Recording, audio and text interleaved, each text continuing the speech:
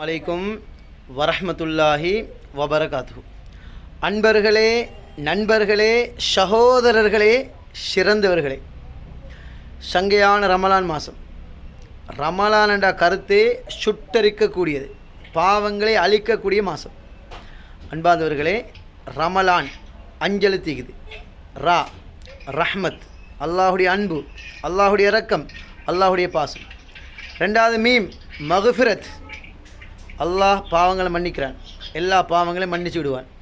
மூணாவது லாது, லமானுன் இலல் ஜன்னா, சுவர்க்கத்துக்கு நாங்கள் சொந்தக்காரர்களாக மாறுறோம்.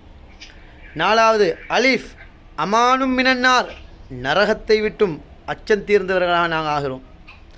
அப்படின்னா பாதுகாப்பு. கடைசிக்கு நூன், நூறும் மினல்லா, அல்லாஹுடைய நூர். அன்பாதவர்களே, இந்த ரமலான் மாதத்தில் நபி ஸல்லல்லாஹு அலைஹி வஸல்லம் சொன்னாங்க, எந்த உம்மத்துக்கும் கொடுக்கப்படாத 5 சிறப்புகளை அல்லாஹ் ரமலான் மாதத்தில் என்னுடைய உம்மத்துக்கு கொடுத்துக்கிறான். முதலாவது சிறப்பு, ரமலானுடைய ஃபெஸ்ட் டே வந்து விட்டா, ஆரம்ப நாள் வந்து விட்டால் அல்லாஹ் சில அடியார்களை இரக்கத்தோட பாசத்தோடு பார்ப்பான். அல்லாஹ் எல்லாரையும் இரக்கத்தோடு தான் பார்ப்பான். ஆனால் ரமலானுடைய ஃபெஸ்ட் டேயில் அல்லாஹ் விசேஷமான பார்வையை கொண்டு பார்ப்பான். அந்த பார்வையில் யாரெல்லாம் படுவாங்களோ அல்லாஹ் அவர்களுக்கு வேதனையே செய்ய மாட்டான், தண்டனையே செய்ய மாட்டான்.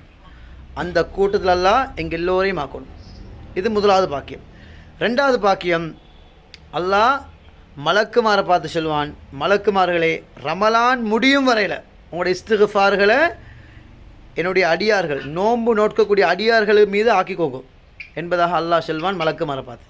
அப்போ எத்தனை கோடி மலக்குமார் இருக்கிறாங்க. இந்த எல்லா மலக்குமார்களும் நோம்பாளிகளுக்காக வேண்டி ரமலான் முடியும் வரையில் இஸ்திக்பார் செய்வாங்க. மூணாவது பாக்கியம், ஒரு நோம்பாளியுடைய வாயிலிருந்து வரக்கூடிய வாடை அல்லாஹ்விடத்தில் கஸ்தூரியை விட மனமானது. அப்போ இது மூணாவது பாக்கியம்.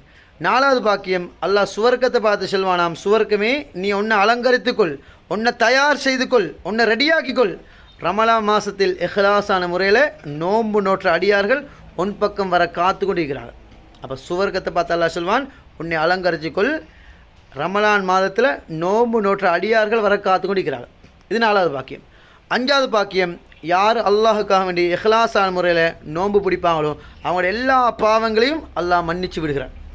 ஆக அன்பார்ந்தவர்கள், இந்த எல்லா பாக்கியங்களும் எங்கள் அனைவருக்கும் கிடைக்கணும். ஆமீன்.